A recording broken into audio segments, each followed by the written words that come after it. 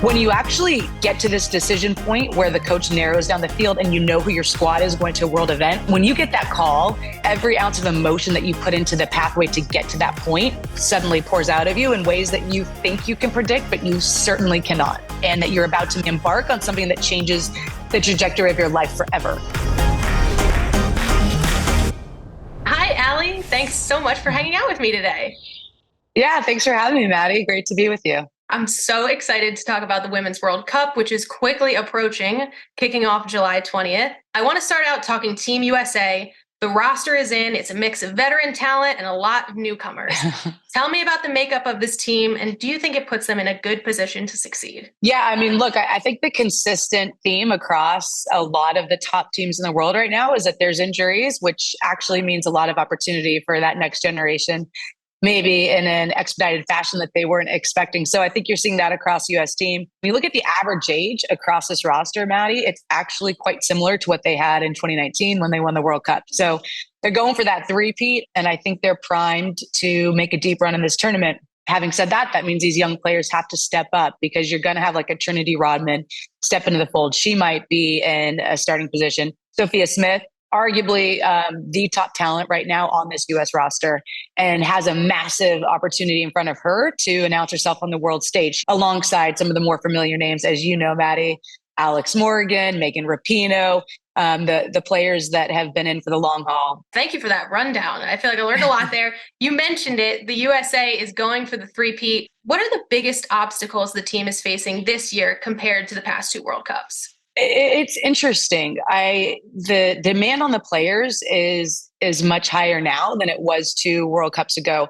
This is by far the most competitive World Cup field that the U.S. team will ever face. This time around, their pathway looks maybe a little bit easier if you're looking at who they may face based on world rankings. But the reality is there's probably 7 teams that could go on and win this tournament. So the development of the game in the women's side has been on this incredible trajectory, and it's going to mean that the United States can't afford any bad games where they could have 4 years ago.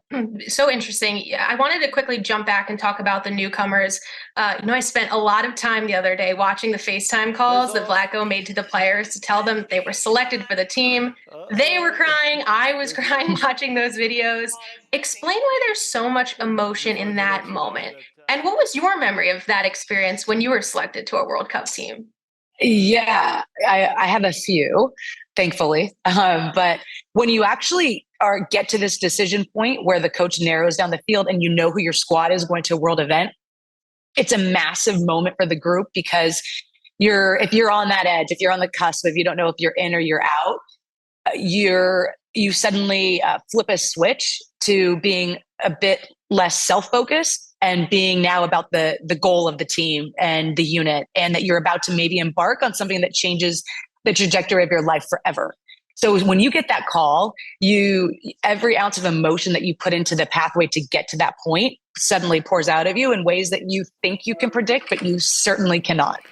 Lanes, I'm calling to let you know that you're selected on the World Cup roster once again in a completely different role, though.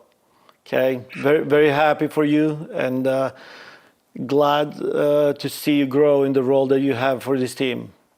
Tell me you've already had a crier, because I was going to cry no matter what. You're not the first one, let's put it that way.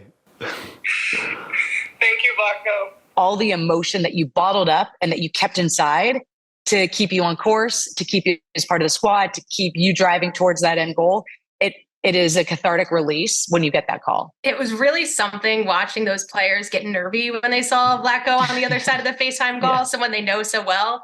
What can you tell us about the relationship that he's built with the players? Yeah, I think one thing that we knew about Vlatko coming out of the club game is that he has an incredible relationship with his squad. So I think for Vlatko, that was one of the strengths that he had coming into the national team, is that he knew how to build those relationships with his players.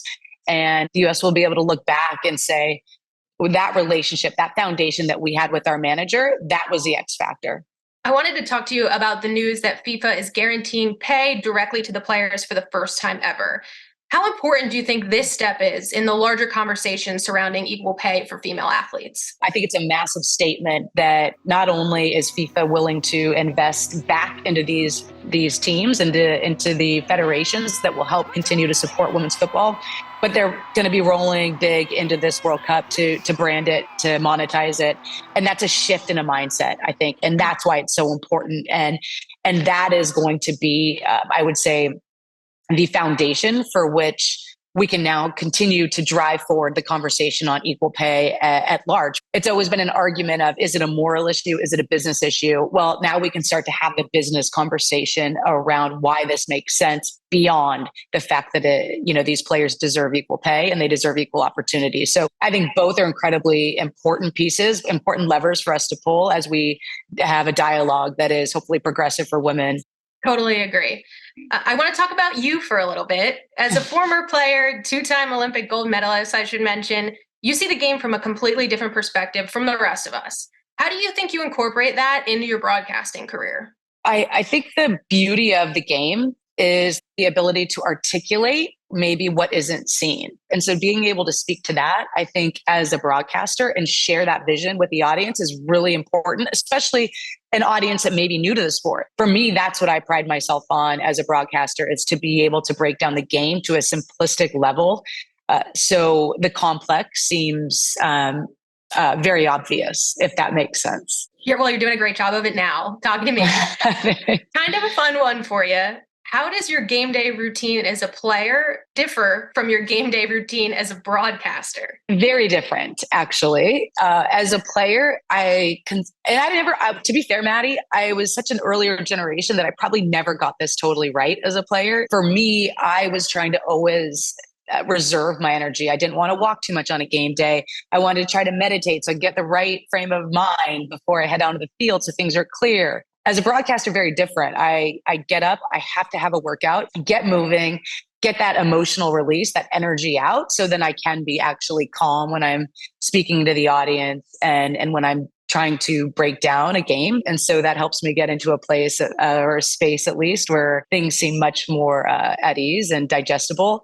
And then the one thing that is similar is that visualization piece. So all of my prep work that goes into one broadcast, like that's hours of video, all of my notes, they're written down. It's ridiculous. And I go through them, all my notes, make sure that I have it locked in. And for the most part, I actually do visualize what I anticipate seeing. So then when I am seeing it, it feels like I've already been there and I can speak to it again much more clearly and hopefully efficiently, because as I'm not doing now, the fewer words, the better in a broadcast, because you can always get caught. That's amazing prep. I'm going to take some of that myself. Finally, I must mention that I am an unaffiliated NWSL fan because we do not have a Philadelphia team. So I'm open here. I'm a free agent. Please tell me why I should get on board with Bay FC, the expansion team coming in 2024 that you are co-chair of. This has been a lifelong dream. When you're a player, you're pretty selfishly focused. As a broadcaster, it's about sharing the love of the game with the audience and growing the audience.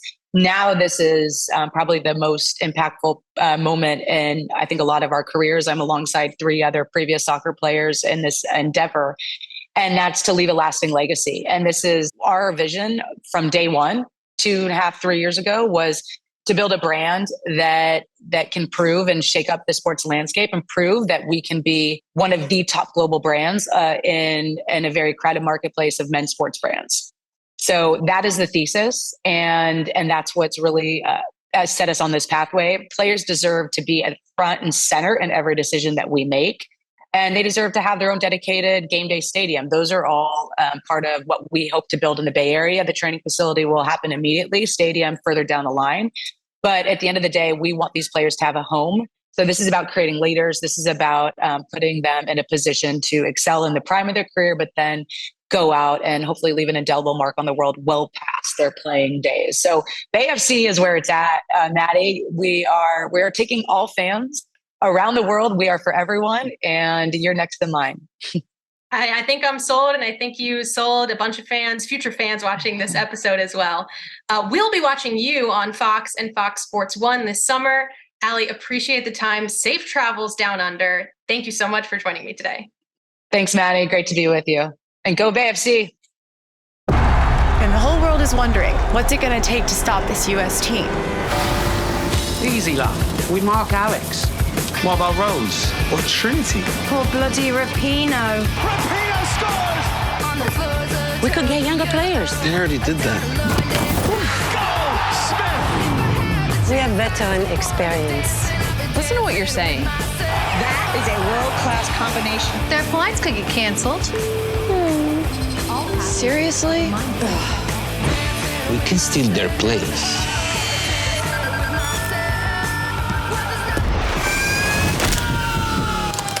It's quite simple, really. You train for 4 years in an AR simulation that mimics their every move. Yeah. Initializing crystal done. I got it.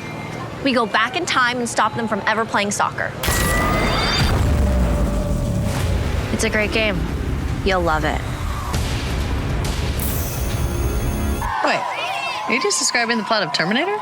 What's it going to take to stop this U.S. team? You play faster. Slower. Rougher. Nicer, eh? Play with passion. With style. This precision. Je ne sais quoi. I mean, the entire world is going to do whatever it takes to stop the U.S. Good luck with that.